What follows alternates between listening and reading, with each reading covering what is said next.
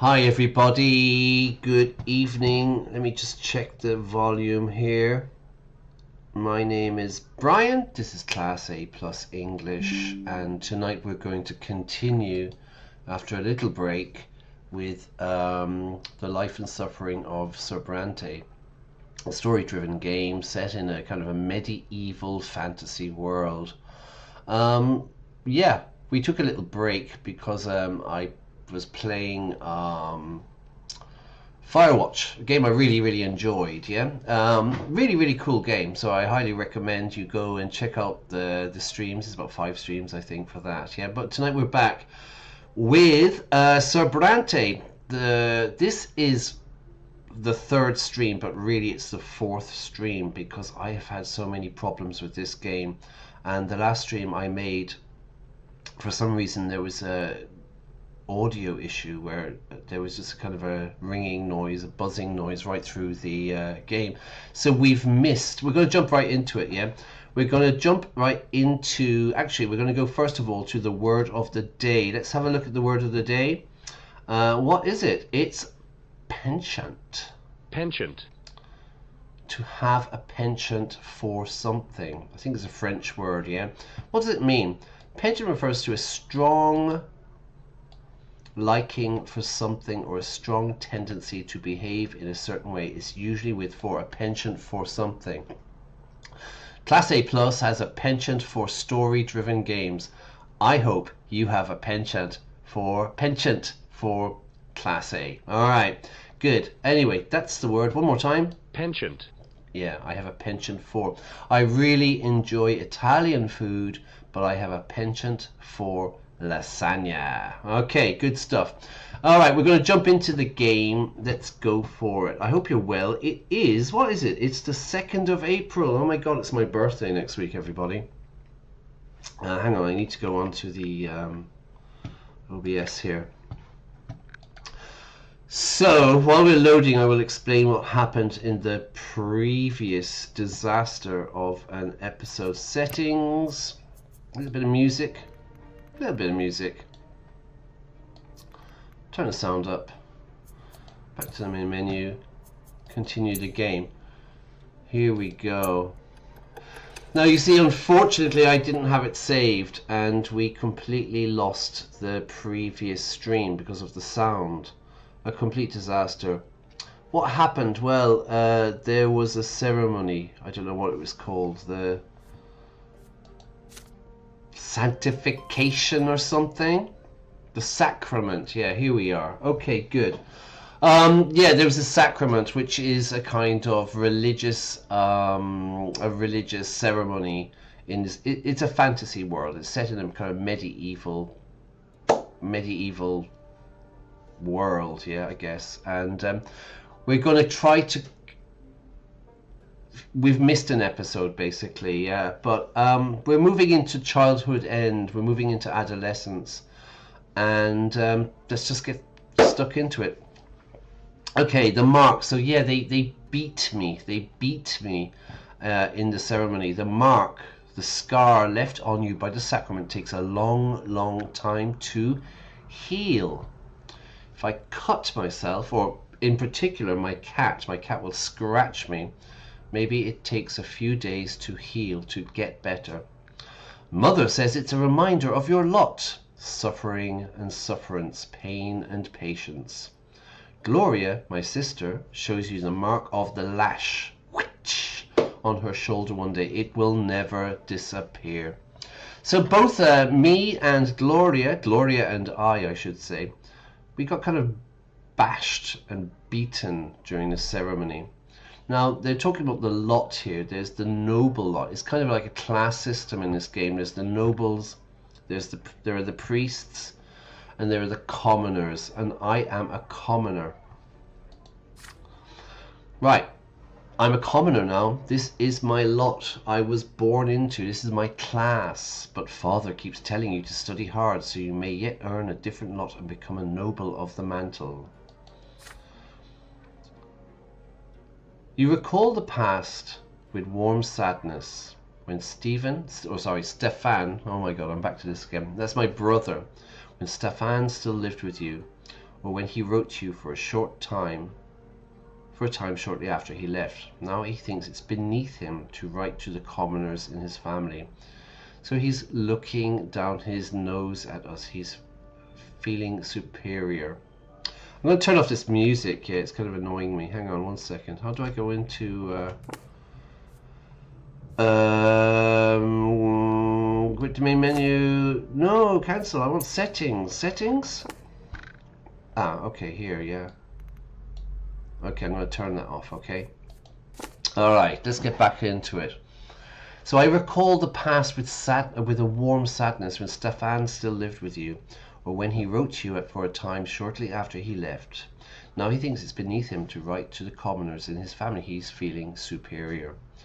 Mother didn't lock herself in the bedroom as often back then. This changed shortly before Nathan was born. So I have a new brother, Nathan. So there's Nathan, me, Gloria, and Stefan is the eldest, but he's living away now. He's becoming a noble or something. But most importantly, you missed the time before the terrifying figure of your grandfather was constantly looming over you. Yeah, so we've had some problems with my grandfather. He's not a very nice person. You learned the true power of the lot only after the head of family's arrival. In grandfather's eyes, no commoner deserves to be treated with kindness. Oh dear. So it's quite a brutal world, this, yeah? Is this just him? Or is it the way of the entire world? The very thought makes you queasy. It makes me kind of sick. I've been reading about the game, and I think this is where adolescence is where the game starts to get interesting. I'm older now, and what's more, I am an elder brother to Nathan. You've learned how to care about someone else, how to teach and to protect. Soon you are a small boy no longer. I'm growing up. As the days pass, play gradually gives way to laborious study. Now your choices will decide your place in the bizarre and ruthless world of adulthood. Your childhood years are over. Goodbye, childhood. Put away your childish things, as St. Paul said. Alright. Destiny, important life events that have happened to you in this chapter. Grandfather came back. I had a fencing lesson with my father. And then we did the sacrament. This is what we missed in the previous episode. Right, so personal qualities that you have accumulated in childhood, they will convert. So determination, I'm resolute. Your perseverance and strength of character, your ability to get your way, it affects your frame of mind, your mentality, and the skills you have. So I am at resolute. I'm quite determined. And I have a lot of perception. I've been aiming to add perception points. Represents how attentive you are to other people and the world around you. Your ability to comprehend and learn, it affects your frame of mind and the skills you have when you grow up. So I'm pretty perceptive and I'm quite determined. Willpower, you're right. What's willpower? Your remaining inner strength and readiness for action. You spend it on difficult choices, and I am exhausted. So this is something I really need to build up. I need to build up my willpower. And finally, in the game, seemingly you have 3 deaths or something. After suffering a lesser death, one is reborn. One who dies a true death faces the judgment of the twin gods. So I can die a few times, I think. Okay, let's continue. I hope the sound is okay. I've had so many problems with this game. Okay, so I'm what, 8 years old? These are the stages of life that we can see: childhood, adolescence, youth, and then there's adulthood. We have peacetime and the revolt. Revolution is in the air. I was growing up fast. The school, the streets, and the whole wide world awaited me beyond the gate of my parents' house.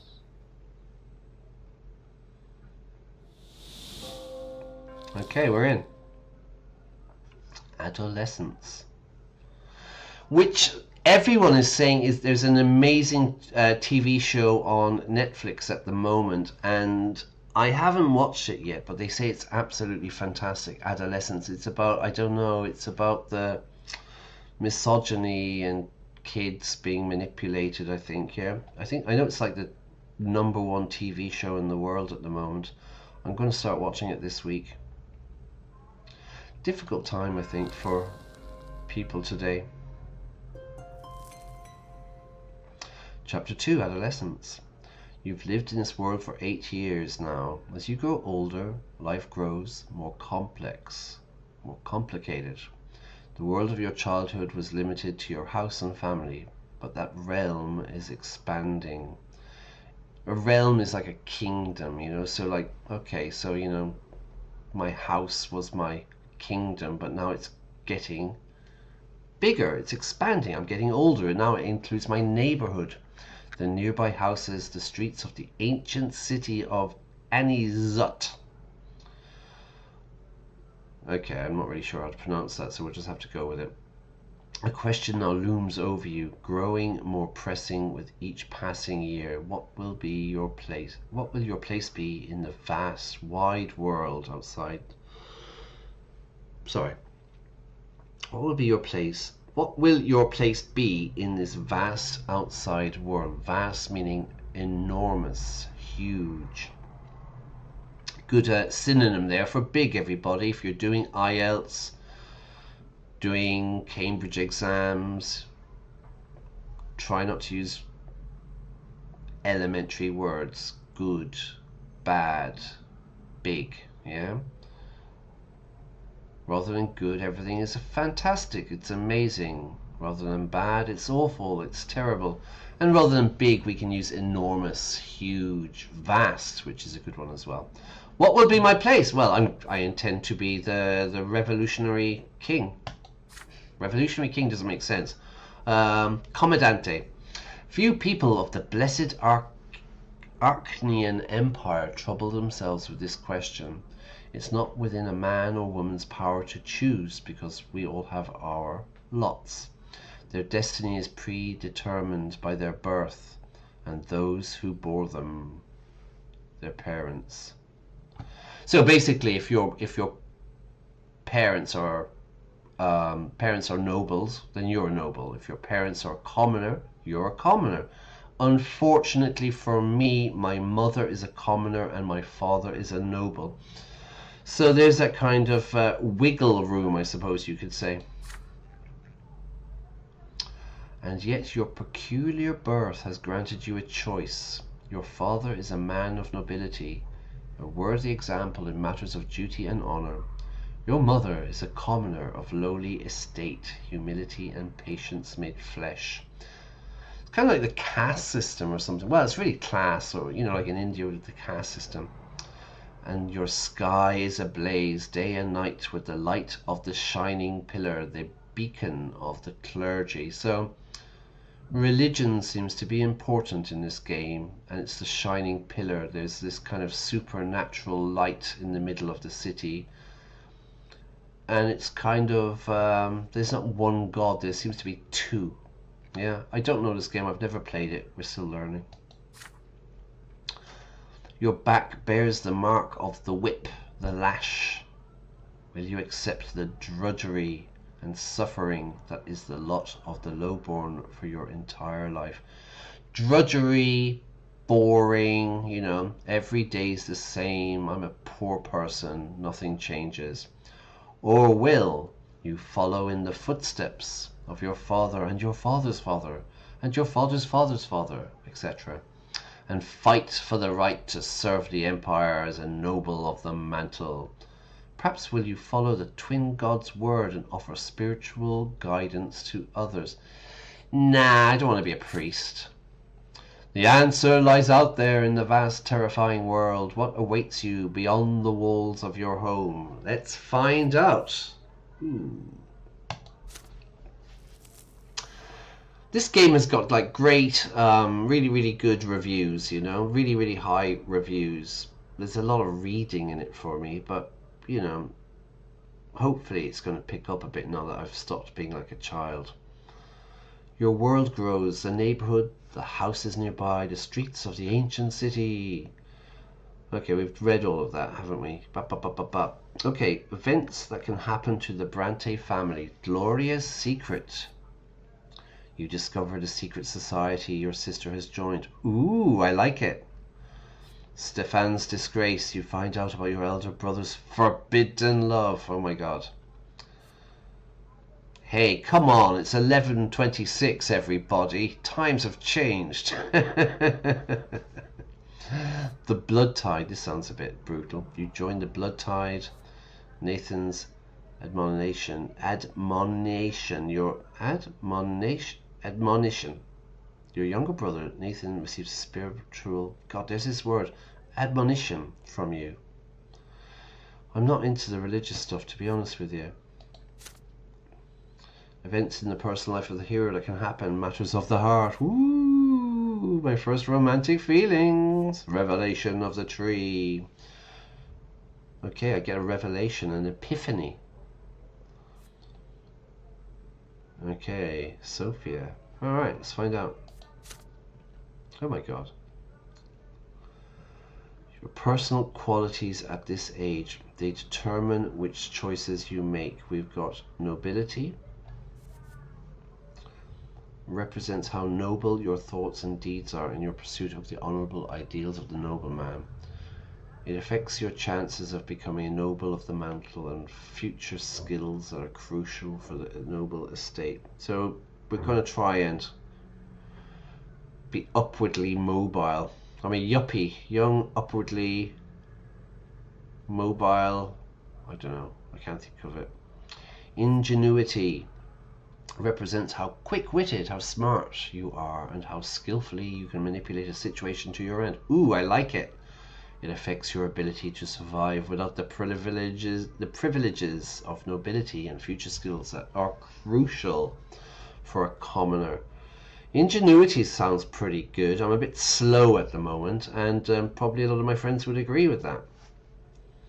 Spirituality, your aspiration to unlock the mysteries of creation and explore the divine in the mortal world, the people around you and yourself. It affects your ability to become a priest. Future skills crucial for the clergy. So there seems to be three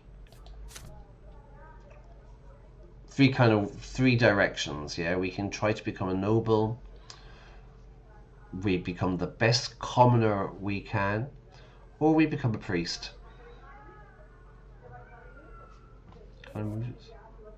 Alright. Jesus, loads. The sections that open in this chapter are relations.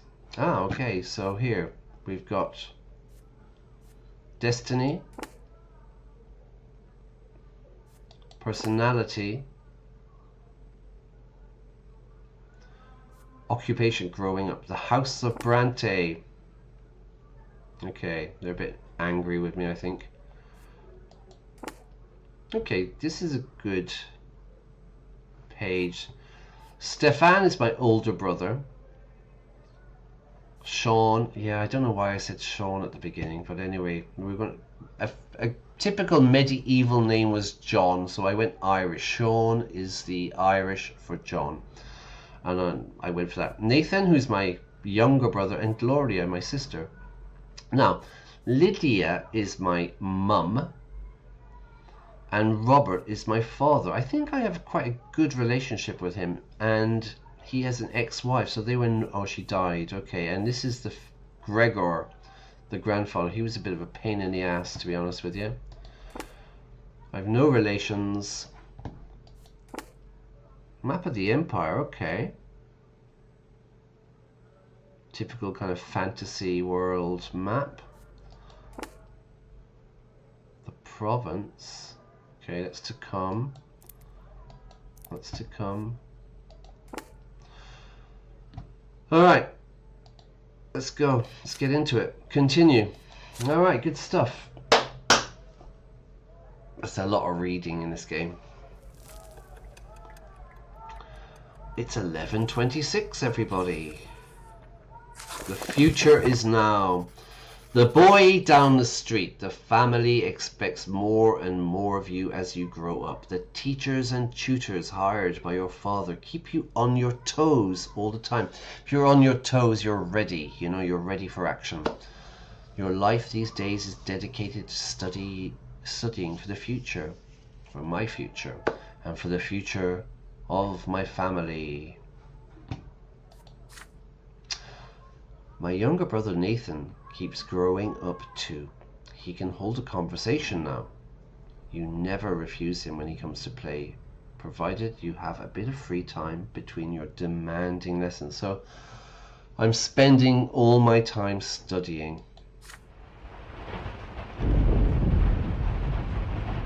Can hear some thunder. Thunder. So there's bound to be lightning. It's a rainy day today. Father and mother have gone to a ball party and they left Nathan in your care. You lose track of time over the books in the sitting room and Nathan goes off alone to splash in the creek. To lose track of time, you know, if you're busy doing something or if you're engrossed in something, you kind of forget what time it is. Oh, sorry I'm late. I lost track of time. Soon you hear his voice begging you to come outside. He's on the porch sobbing and covered in dirt. So he's crying. You walk up to him as he continues to bawl. Alright, let's find out what's wrong, Nathan. It's all that kid. He pushed me into the ditch, into like a hole, and called me names. Yeah, stupid Nathan. He said I was a fancy pants fool. I said I'll call my brother. He's still there. You have to go and punish him, Sean. Oh my God. So I have to go and fight or something, do I? You know the guy's going to be an absolute psychopath. Nathan pointed at a lopsided wooden house further down the street where the poorer artisans live. Artisans, yeah, I think this is the same. Yeah, so like maybe they make shoes or they make, you know, they specialize in making something. Weapons, I suppose, crafting things. You see two boys waiting, lingering there on the porch. They are clearly both commoners, but far from poor. One of them is almost as tall as Nathan, and he frowns in a funny way, just like him. To frown. Turn that frown upside down, everybody. The other looks older, almost your age, but he is more broad shoulders and taller. His name is Thomas. You've heard it before. He's the local psycho. I bet. That's him, yeah, the really, really big kid, yeah, who's... Nathan points at your younger boy and hides behind your back. Yeah, good, Nathan. Tomas grins and rolls up his sleeve. To roll up your sleeve, getting ready for a fight, revealing strong forearms. He must have been helping his father with manual labor for quite some time. Right, so this kid's big, he's strong, and I think he's expecting a fight, everyone. Tomas Guerrero.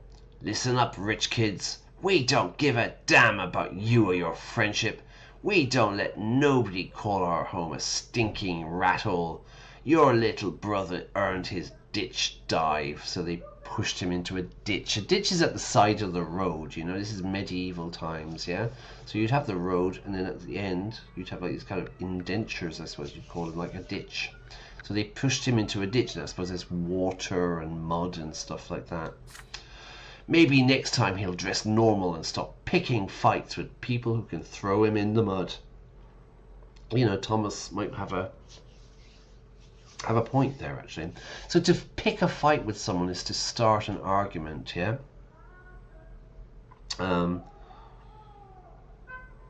Yeah, to start an argument, to start a fight, to pick on someone, it's almost bullying, yeah, to bully. All the kids were picking on me. Your hands clench into fists before you react. Nathan called them names first. No wonder they did the same. That's how it goes, but pushing your brother into a ditch is too much. Tomas stands tall and confident. He sees no threat in you. You are about to get ready for a fight when you feel a tug, pull on your sleeve. You turn your head to see Nathan, the one who started this whole mess. Okay, so I mean, remember, I am perceptive. I've got a lot of perception points here from the previous stream, so I can come at Tomas and give him a beating. All right, and I will get nobility, and ooh, I'll make friends with Tomas. He will respect me. Say my brother is to blame. Ingenuity, I need ingenuity, yeah, remember, to help me move in circles. And again, I make a relationship with Tomas. And the last one is to resolve the matter peacefully, and I get spirituality, and again I have a relationship with Tomas, and I can't do this one. This is the one I wanted. Damn, that would have been a good one. Why can't I listen to him? Okay, so what we're going to do, ingenuity, nobility. Right, Nathan started calling them names first. Ha ha ha, you're poor, you're idiot. So I'm going to go for this one. I think it's fair enough. Do you agree with me? The boy down the street. It takes you a few moments to compose yourself and quell your rage. I'm so angry, everybody. Your brother has put you on the spot. He's put me into the situation. He couldn't bring himself to apologize, and now you have to settle this for him. And how are you supposed to do that? Pray tell. Okay, we use kind of old language, pray tell. If you had done this, Grandfather would have Grandfather would have had you flogged, and Father would have scolded you and given you the cold shoulder for days afterward. You frown and ask Nathan to come closer. Okay, let's look at that expression to get the cold shoulder. My shoulder. If you get the cold shoulder from someone, they're not happy. They're ignoring you, you know, to get the cold shoulder. Maybe they're annoyed about something you did or something you said. After the Christmas party, I went into the office and I got the cold shoulder from all my colleagues. You know, they just ignored me, pretended I'm not there, not interested, to get the cold shoulder. Yeah, it's not nice actually when people do that. Okay, I speak to Nathan strongly. Yeah, I address him sternly. He told you these boys were to blame, but he was the one who called them names first. Ha ha ha, stupid Tomas. So how is this their fault? It serves him right. Next time he should watch his mouth. Watch your mouth. Be careful what you say. Your lecture sounds a lot like Father. You think your tirade came out well enough. Okay, so I gave my brother a lecture. Stop calling people names. Nathan pouts, looks away and furrows his brow. Still he nods. Tomas slowly shakes his head in disapproval. Then he bursts out laughing. Ha ha! To him this is actually hilarious. There's a nice stronger word there for everybody. Yeah, it's not funny. It was hilarious. Well, would you look at that? You're a right little nobleman. Are you going to push him into the ditch yourself now? Oh God, are they going to make me push my brother into the ditch? I've been bullied by the local hoodlums. His words turn your seemingly perfect solution into a repulsive absurdity. Blood rushes to my face. My blood rushes. Yeah, I'm getting angry. I step closer to Tomas and shove him, to push him hard. He jumps back, surprised by your assault, my assault. It takes him a moment to compose himself, but now he's ready. His fists cover his face. We're boxing, everybody. And he attacks you with a quick jab. Jab, jab. Now it's your turn to take a step back. It's my fist. It's my fist of fury. Tomas does not resort to fancy moves, dirty tricks, or stupid taunts. Words. He displays nothing but skill earned in many a street fight, and his heavy fists aim for your head. You keep dodging him again and again, trying to reach him.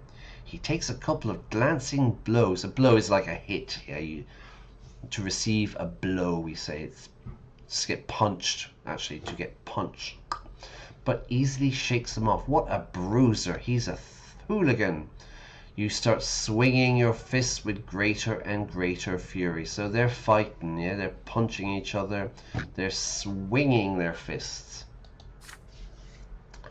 My heart is pounding like a hammer. Ba-bum, ba-bum. You see nothing but the foe in front of you. Okay, this is a very old word, foe. It means like enemy. Friend or foe. How much longer will this take? You're worn out. Your breath grows ragged and your muscles grow heavy. To be worn out. There's different meanings here, but really it means very tired, exhausted, you know. I work so hard. By Friday evening, I am worn out. I am exhausted. Yeah. But also it can be something like an old pair of shoes. I have an old pair of shoes and there's a hole in my shoes. Yeah. So my shoes are worn out. They're just old. But I'm fighting, I'm punching, and I'm getting tired. But there's no way you can give up now. To stop, to give up. Nathan is watching. Desperate and out of options, you swing and punch Thomas square in the nose, and then immediately let his fist smack you in the temple. The blow rings through your head like a bell and blinds you for a moment. So I'm seeing birds, I'm seeing stars over my head, like in cartoons, you know, like in Tom and Jerry and stuff, yeah? And it's true, you do see stars. Wow. The world swims before your eyes. You clutch at your head to get your bearings. Where am I? Tomas is standing in front of you, blood dripping from his nose. You no longer want to fight it out, and it seems your opponent would rather end it too. So they have fought to a standstill, maybe, yeah? Is it going to be a draw? No winner. But you keep standing there, eyeing each other angrily. Then suddenly you hear an angry shout right next to you. An enraged man in a craftsman's apron is shaking his fist. Tomas's face contorts in terror. Right away. Okay, this must be his dad. It's my father. Run! The punishment for fighting, everything is flogging. So flogging is to be whipped. Like, everything seems to be the punishment. Flogging seems to be the punishment for everything in this game, in this story. And the mere prospect of that makes you run like the wind. Tomas sprints in front of you, so sprint really fast. You dash across the rotten wooden planks of the back alley, up and over a lopsided fence, across a giant puddle in one leap, and then forward into the tall grass. You hide there and stay quiet. You hear no sounds of pursuit. You exchange glances with Tomas and start laughing. His laughter is loud and infectious, but soon he cuts it short and grows sadder. So they ran away. They stopped fighting. They were fighting it out. They stopped fighting. The father, Tomas's father, came. They both know the punishment is to get whipped, to get beaten. So they ran away and they're hiding, okay? And then they're looking at each other and they start laughing, and a beautiful relationship is born. I'm going to get flogged anyways. My dad's always quick to give me a beating, and then he'll start nagging me about the lots and the prayers for days like he always does. Why do I always get myself mixed up in this stuff? But fighting's the only way to prove you're worth anything, right? Alright, so what does that mean? He'll start nagging me. To start nagging, it's very annoying when someone nags you. They're always asking, you know, like someone asks me to go and buy some milk in the supermarket, and then 10 minutes later, did you buy the milk? Did you buy the milk? Did you go to the supermarket? Did you buy the milk? Did you go? Hurry up. Why haven't you gone to get the milk? You know what I mean? It's like to nag someone, just on and on and on. So his father will nag him about praying and stuff. And then a moment of doubt, why do I always get involved in this stuff? But fighting's the only way to prove your worth, right? Yeah, absolutely, Tomas, I agree. The adults didn't see you fighting, you tell them, so all you have to do now is convince them that you weren't. Nosebleeds happen. A nosebleed. Blood from your nose. Mother gets nosebleeds all the time. Ooh, does she now? Well, we could try it.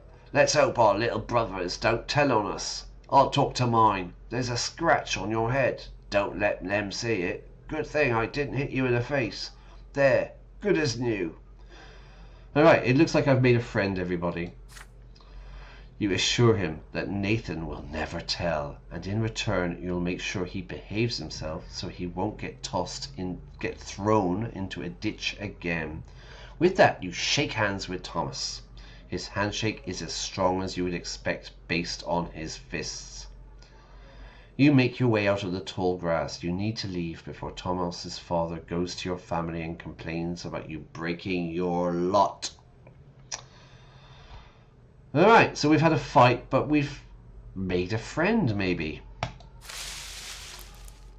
You come to a realization on the way back. You had no idea the place where you were hiding even existed, and it wasn't too far from home. Tomas smiles in excitement when he hears this. Oh, I know lots of places like that. I'll tell you what, if we get out of this mess today, I'll show you the way to the old wall. It's the perfect place to build forts. I dragged a bunch of wooden planks there. Too bad it's no fun to build all alone. My brother never helps. He just gets in the way. I don't know what kind of accent that is. I don't know. Relations 1. You emerge from the muddy back alleys, united by a secret only the two of you know. It seems you made a friend today. Yay! Good stuff. Okay. Your childhood friend. He lives on the same street, born to a family of humble artisans. His dream is to change his lot, get a military education, and earn the right to a sword. He intends to join the Imperial Legion. A noble idea, Tomas. Ingenuity up 1. I'm still slow though. Okay, 11:26. Met Tomas. You made a friend. A boy named Tomas. Okay.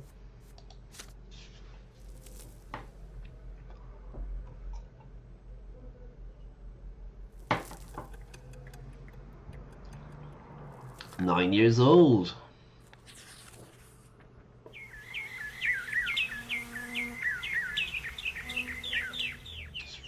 Really noisy. Riders on the road, riders on the road. Val Kilmer died today, didn't he? Yeah, 65. He of course played Jim Morrison of The Doors, yeah, famous film. It is blistering hot today, even for the sun-parched land of Magra. Blistering hot, extremely hot, yeah? Really nice language there.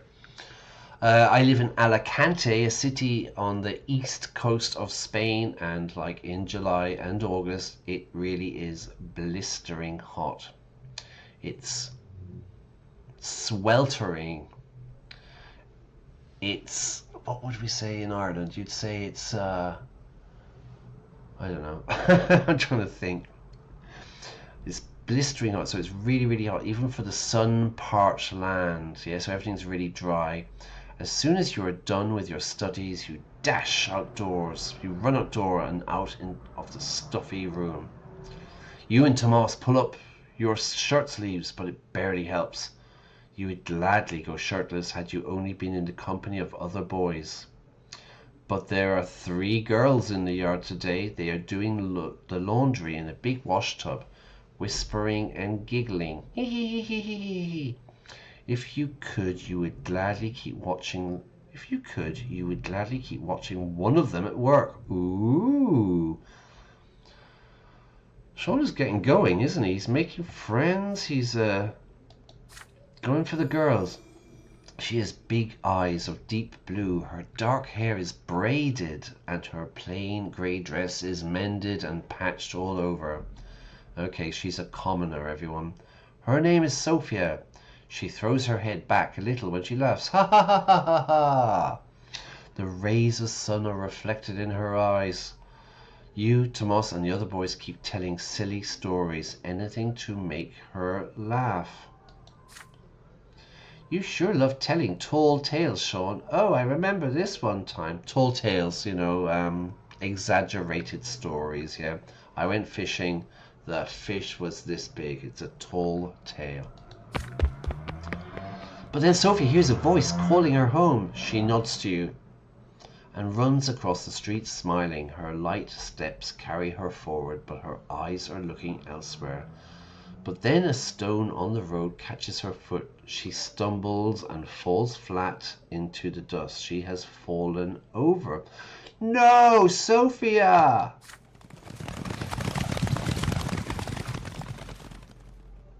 Oh dear. The street starts shaking from the thundering of hooves. Hooves are the feet of horses, yeah? Riders appear on the road from around the corner. They bear a coat of arms you recognize right away. A sable serpent blade upon a field of vert. It symbolizes the Milani dynasty, the family of your province's archduke. Okay, so it's nobility. The horses dash forward. A lost wooden toy on the road cracks under their hooves. They will not slow down. They are nobles, and the rest must wait. Make way for them. Get out of the way or get trampled, you would say, to get trampled by horses.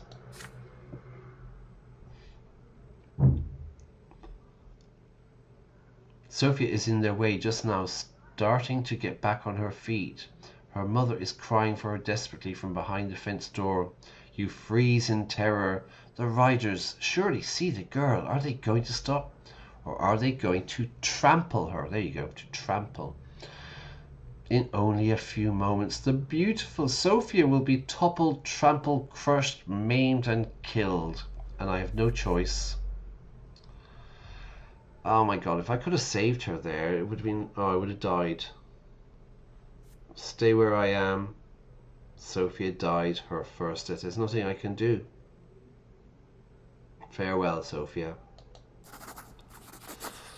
But she'll be back, I think. I don't know how this works.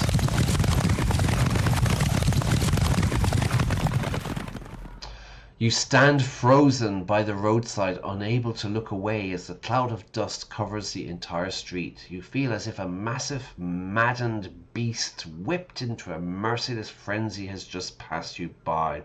You hear no screams, no cracking bones, nothing but the deafening din of the hooves.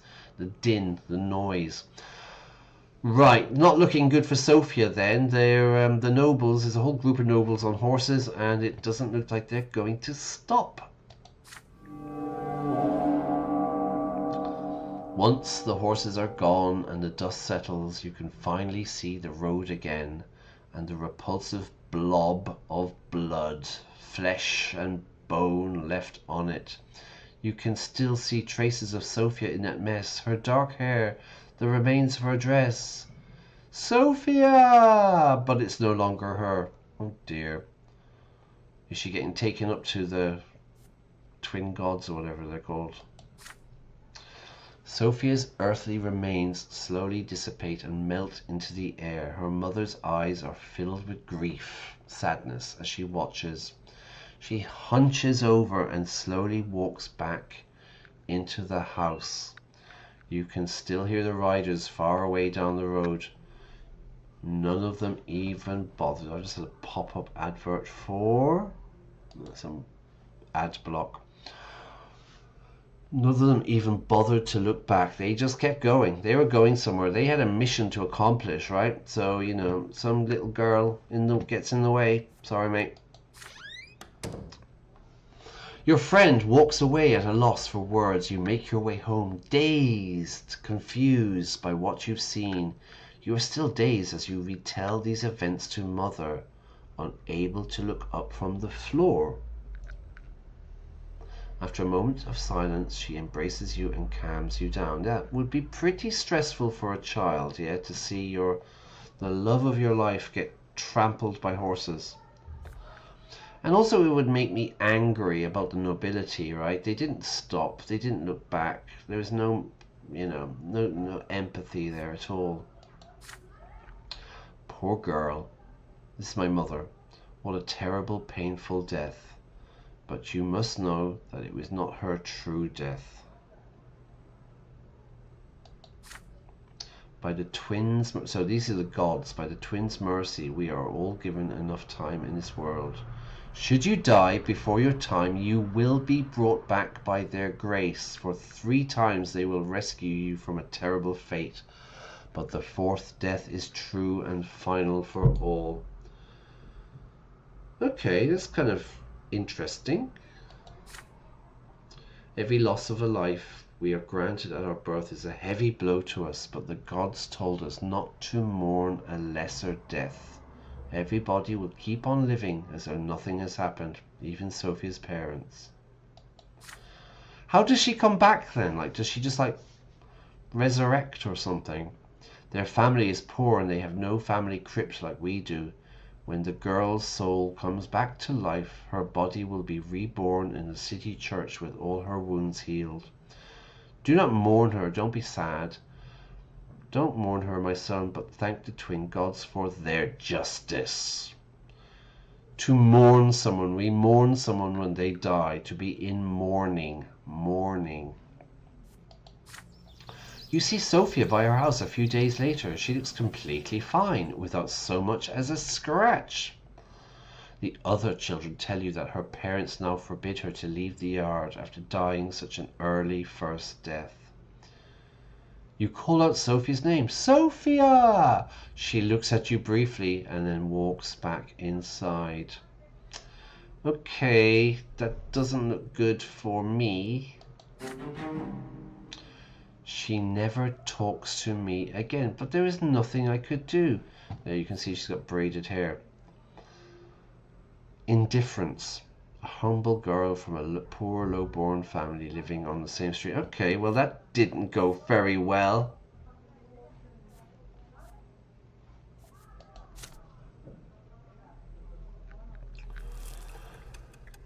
$11.28, everybody. I'm 10 years old.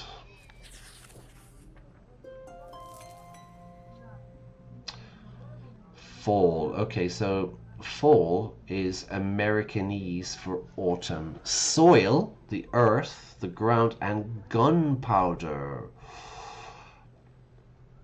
Sophia disappeared after the terrible incident with the horses. Her friends gossip that her parents sent her off to serve a rich, noble dynasty. You haven't seen each other since that day, but you still remember Sophia's eyes, the sunlight shining in them.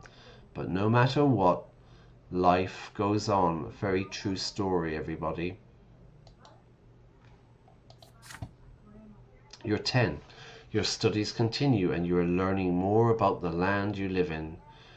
Anizut is an ancient city in an imperial province by the name of Magra. All soil in Magra was turned to ash eons ago. Eons, like a long, long time ago. Scorched by magic during the rebellion of Duke Charmilanidas.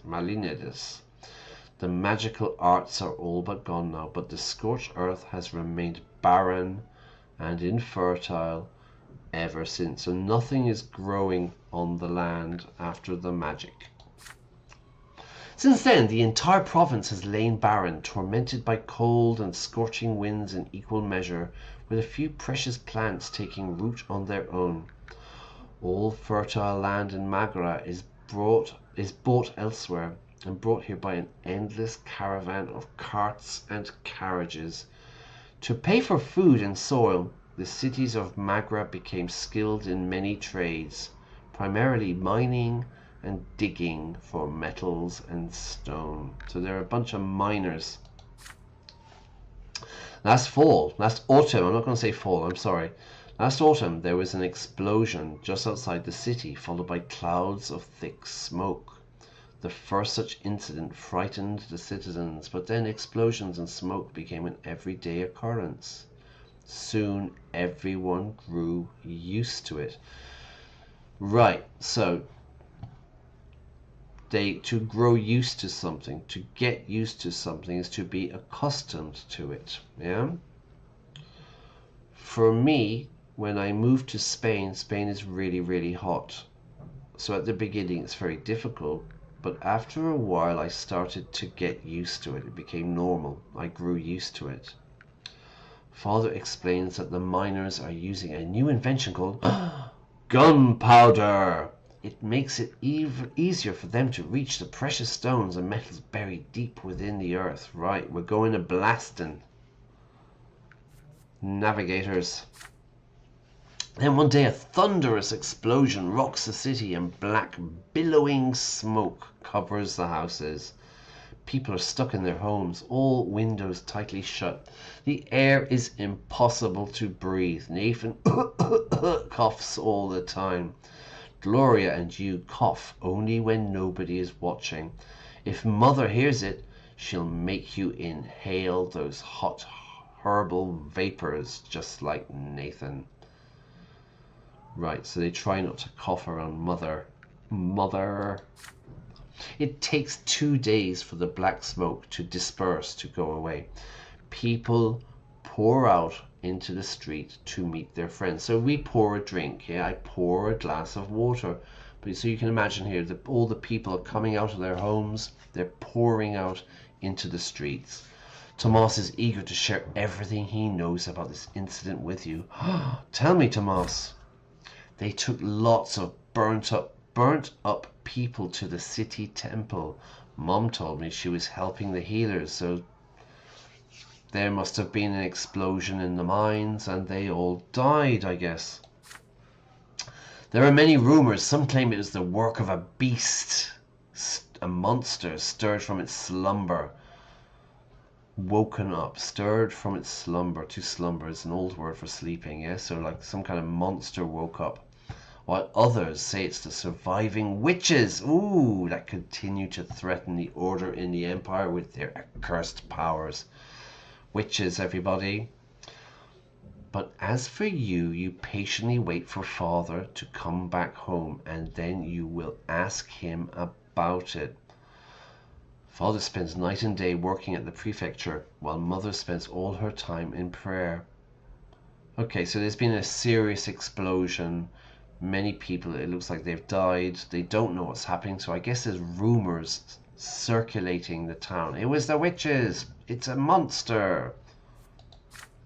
It takes a full week for Father to finally come home, and he's almost completely spent, meaning he's exhausted. You muster up enough courage during dinner to ask him what happened outside the city. Father raises his head, his face a bleak, weary mask, and starts muttering his proclamation. It's almost as if he doesn't see you. So it sounds like Father is knackered, he's exhausted, he's worn out. It's the mine outside. This isn't my dad, Robert. It's the mine outside the city. They were trying to get a vein of ore. Okay, so they're mining for ore. There was an explosion. The mine caved in and the black smoke started flowing. Many workers died there. It was all because Count El Velasco, who owns the mines, wanted them to start mining that vein before they were ready. It's the nobles' fault, everybody. And who pays? The common man pays, of course, yeah? Greed by Count El Velasco, I bet. Some of the workers weren't even reborn. Perhaps the twins thought their final time had come. The prefecture had been inundated with complaints from families that have lost their breadwinners, asking the judges for help. Many people also lost their cattle to the black smoke. The breadwinner is the person who's working and earning a salary. You know what I mean? They're earning the money to buy the bread. You're the breadwinner. It's a kind of old expression, I suppose. The breadwinner. Count El Velasco blames gunpowder for the disaster. The prefecture and the newspapers just repeat whatever he says, but it's plain old greed and tyranny of noblemen that are to blame. Revolution, Dad. Why is the welfare of our province always paid with commoner lives? A very good question, sir. Then, without warning, he grows silent again. You keep thinking about it for days. Can a human life really end so easily? A single moment of bad luck and you die, only to re-emerge from the temple or the family crypt with a new black mark on your arm. Or worse, you remain where you fell, dead, never to be reborn again. Ever. Alright, so he's becoming aware of the consequences of the whole class system. What does it say? Order, peace. What does this mean? Respect for law and stability of order. Okay, it's gone down a bit, yeah. So I guess this is it's peaceful, but people are getting a bit annoyed. Wealth, the welfare of the province. We're at affluent, so we're pretty rich.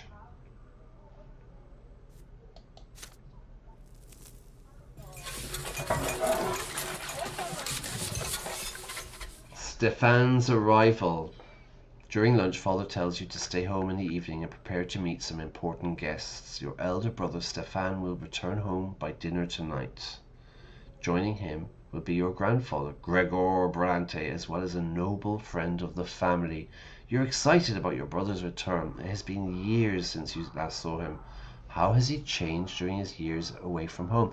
Alright, so my older brother, Stefan, is coming home, and he's coming with my grandfather, who is a pretty horrible person, I have to say. And now, will Stefan be a nice young man, or will he be a pain in the arse? I think the latter. Yeah, I got a bad feeling about this, everyone. You and Father wait, the guests anxiously. The doorbell rings. Ding dong! 3 people are standing outside. Grandfather is the first to come in, naturally. He's not changed a bit since his last visit, still eyeing the house with contempt, looking for any reason to demean it. Grandfather is followed by a stately young man dressed in a jacket embroidered in silver, whom you barely recognize as your brother.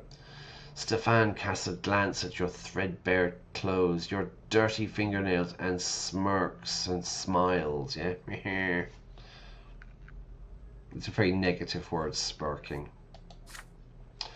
The last to enter is a personable gentleman with a worn-out, wrinkled face. You have heard a lot about this man from father and grandfather. He is Baron Augustin Elborn, Stefan's uncle, a family friend, and the province's prefect, which means that he is the head judge and thus father's superior. My dad is a judge. Sir Elborn smiles lightly and offers you his hand. And this must be your youngest son, Sean, yes? And you have your father's eyes, young man. Father bows slightly to grandfather and Sir Elborn, but there is a moment of quiet when Stefan's turn comes. Father reaches out to him awkwardly, expecting an embrace, a hug. There is a question in Stefan's eyes as he looks at grandfather. The old man shakes his head almost imperceptibly. We noblemen oughtn't put our shouldn't, ought not to, yeah? I ought to go. You should go to the doctor. You ought to go to the doctor. Negative. You shouldn't. You oughtn't put our emotions on public display, father. Not after a lengthy separation. What are you doing? There is no embrace. Instead, Stefan nods to father curtly. He responds in kind, his face devoid of emotion.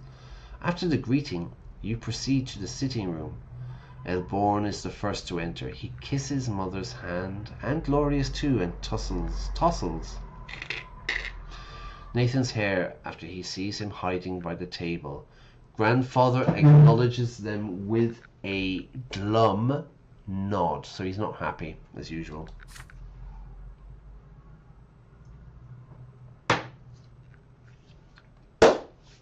Stefan. Greetings, Lydia Brante. I remember you were kind to me when I was but a child. And you must be Nathan. You could barely walk when I saw you last. Your elder brother ignores Gloria completely, not even a greeting.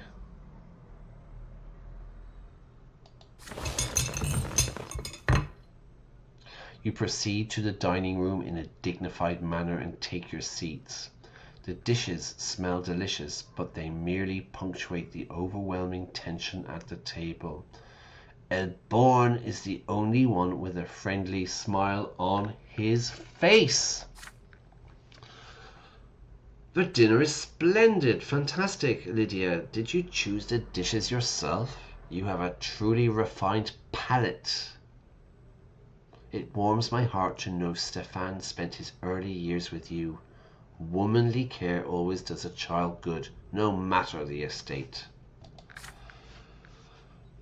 Your fork, knife, fork, your fork freezes in the air halfway to your mouth. You expect many things from a noble of the sword, but words of praise for a low-born woman are not one of them. You cast a glance at grandfather.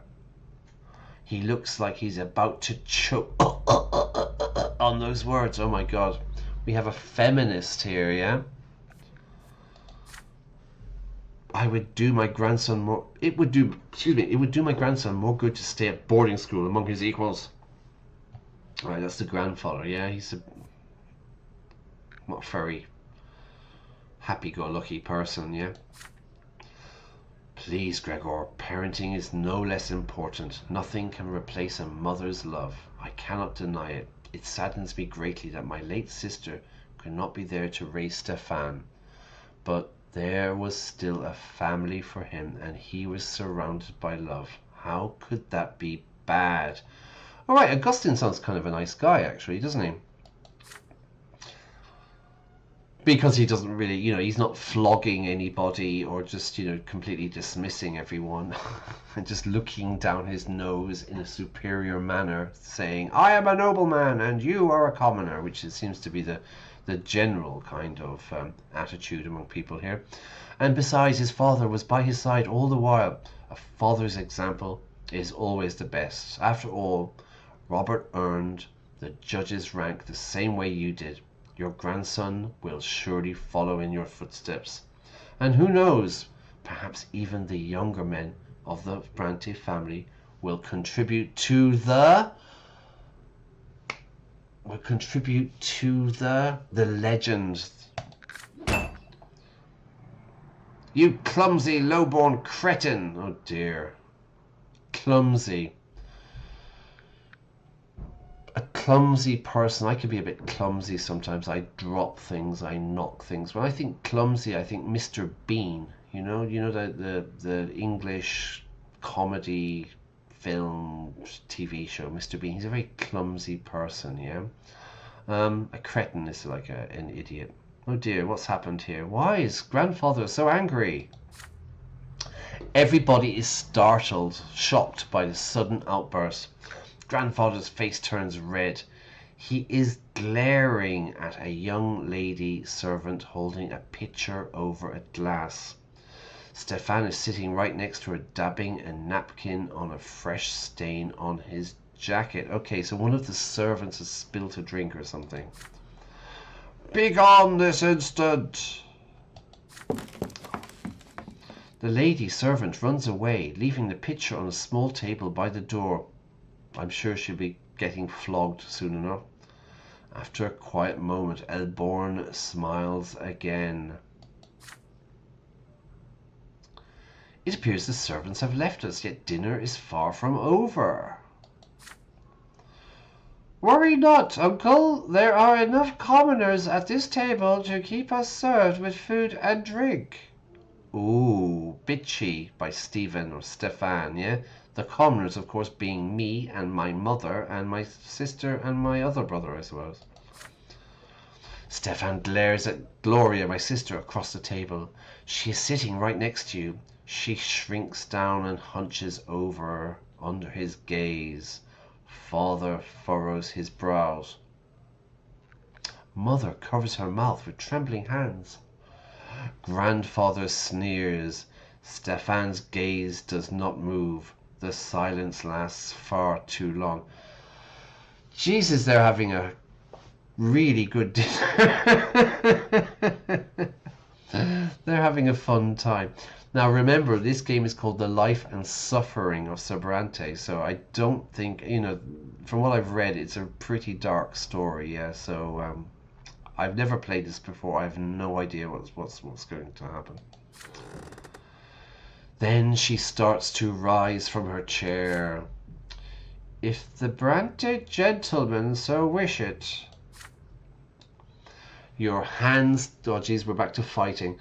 Your hands clench into fists under the table. How can he bring himself to humiliate his own family, his own mother and sister like this? It's all grandfather's doing. So grandfather is poisoning Stefan. Stefan could not even bring himself to embrace father without his permission. And yet they are noblemen, and they have the right to act this way. If there is any way this dinner can become even more unbearable, you do not want to see it.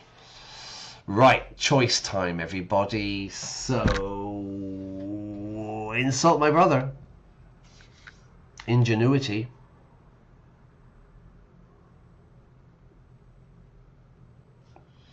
Make small talk. Nobility. Gregor is the grandfather. Join Gloria. Ooh, willpower. Yeah, I need more willpower, everyone. I'm going to help. I'm going to join Gloria in her plight, in her trouble. I presume I'm going to help her. You deliberate for a moment, then take the napkin off your lap and rise to join Gloria. A moment later, you hear the sound of another chair moving. Your mother joins you. Okay, I got 10 points for that now. That's good. I need more willpower. The three of you now refill glasses, serve food, and clear away dirty dishes. Sir Elborn tries to make small talk with father, but in vain, so he focuses his attention on grandfather and Stefan. Alright, so small talk, unimportant conversation, right? I'm at the bus stop. There's someone I don't know standing next to me. I say to them, it's a beautiful day, isn't it? Did you see the football match last night? It was excellent. This is what we call small talk, yeah? Just normal, used often to start a conversation. Grandfather is pleased to inform him of Stefan's achievements at the boarding school, especially his exemplary sword fighting skills. Okay. He constantly stresses the importance of your elder brother for the future of the family. You listen to him dispassionately as you continue serving new dishes to the table. As you wait at the nobleman's table, Your sister and mother never bump into each other. Your labor is impeccable. It's perfect. Grandfather could not have found fault with it even if he tried. And I'm sure he was keeping a close eye. Your shoulders and back are aching. But being a manservant inside your own house hurts even more. The shame. Where are the servants? When the guests finally leave, Mother and Gloria embrace you with relief. You did not neglect your relatives and shared their humiliation, and the composure that you have shown gave you new strength to neglect. I didn't leave them. Gloria. I've got one more point, so I'm doing well with Gloria. Willpower up 10. Fantastic. I need more willpower.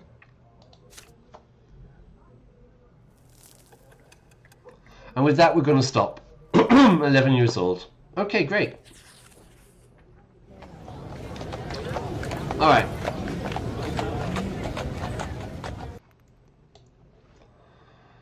I'm going to leave it there because there's a football match I want to watch now, which is Liverpool versus Everton, and it's been like 16 days since I've watched my team play football. Yeah, so I'm kind of a bit desperate to see them. Hope you enjoyed that. We'll continue on Friday. We'll continue the story. He's getting a bit older now, so I think as far as what I've read for the game, you know, the choices are kind of getting a bit more dramatic. Yeah, it's really good. I mean, it's a difficult family, eh? I mean, God, what can you say? But that's the name of the game, is the life and suffering. So, you know what I mean? I'm not really expecting a happy outcome, to be honest with you. We'll finish it there. I'm going to play again on Friday night. We'll continue with this, okay? So please, it really helps me. If you like this video, if you like the stream, please press like. If you haven't already, subscribe. Again, it makes the algorithm gods really happy. And I'm thinking something else. Well, anyway, usually what I'm trying to do is I'm trying to stream on Wednesdays, Fridays, and then like Sunday morning. I'm thinking maybe on Sunday I might try something different. I have an idea. I haven't decided yet, but definitely on Friday I'll be back with Sir Brante and his terrible life. But we're going to try and make the wrong decisions correctly. Okay? I'm kind of enjoying it. There's a lot of vocabulary in it. It's quite nice, I think. A lot of reading though, so I'm a bit tired, yeah? But we'll leave it there. Take care. Good night. Good morning, good afternoon, whenever you're watching this, and I'll see you soon, okay? Bye-bye.